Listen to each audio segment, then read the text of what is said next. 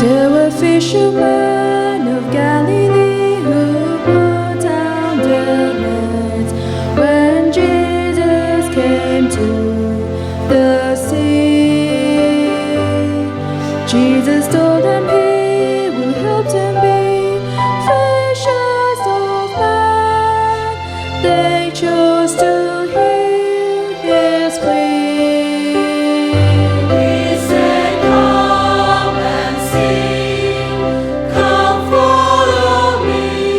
There is peace if you believe.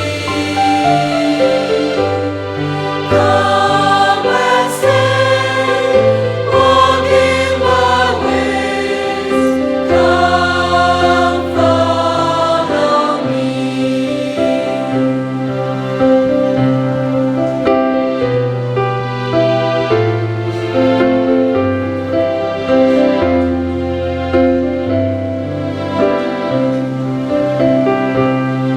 Woman at the well ran to tell that Jesus had come.